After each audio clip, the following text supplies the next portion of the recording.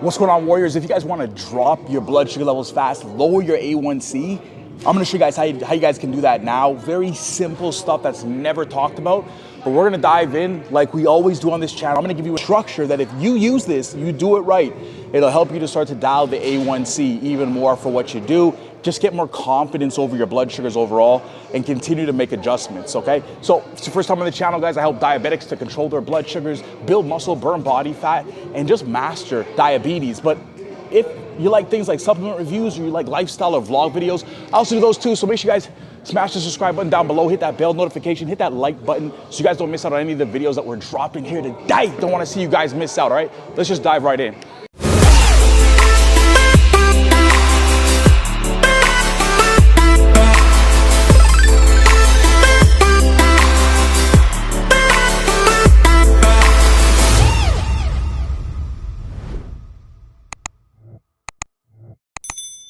Get in real close, guys. I want to show you guys something.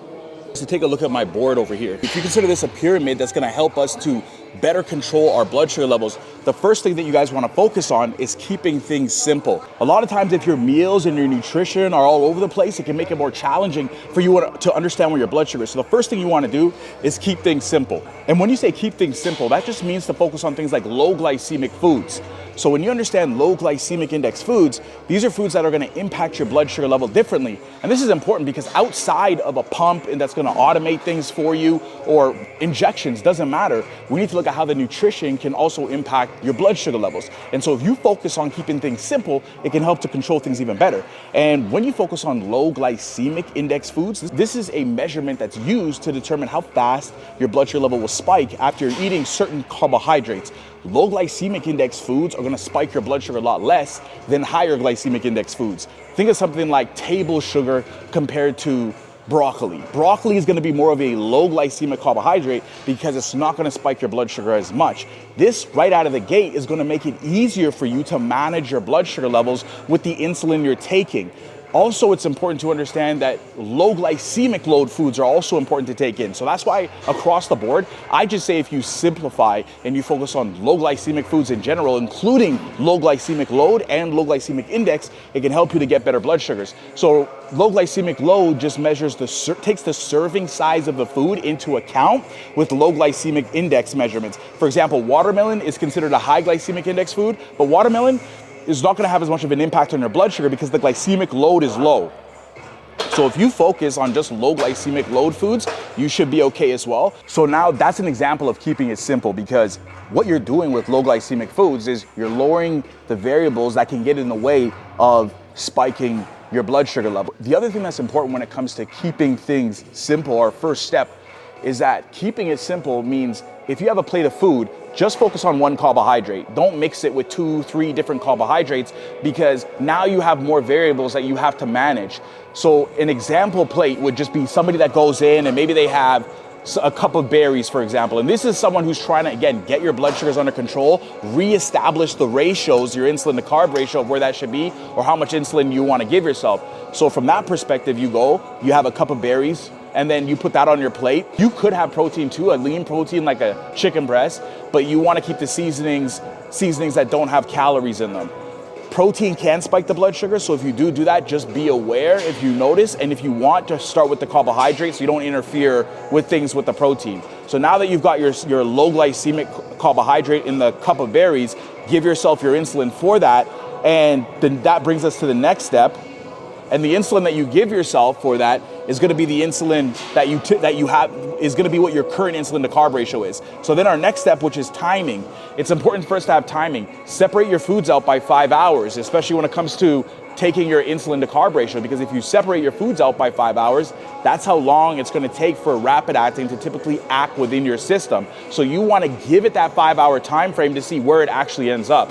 If you keep bolusing too early and you rage bolus and try to correct if you're going up, you're never really going to know where did that insulin actually take you. And then if you have 5 hours, let's say somebody goes off because they're timing it right and they end up a little bit higher, then at least you know that insulin to carb ratio for this simple food wasn't where it should be, so you need to increase how much insulin you give yourself, or maybe you end up low. So that means you just need to take your foot off the gas a little bit and scale back that insulin that you're giving yourself as well. That's where timing comes into play, separating it out by 5 hours. The next thing you want to focus on, and this kind of ties into simplifying as well, and that's low fat. So our next step on the list is low fat. When you guys focus on low fat, you're also going to remove another variable that can get in the way of interfering with insulin and how it works, and it can also slow things like the release of glucose into your blood, so it makes it more complicated for you to manage your blood sugar levels. So go lower fat. The other thing we want to focus on is resistance training. So when we focus on resistance training, we're also focusing on building muscle.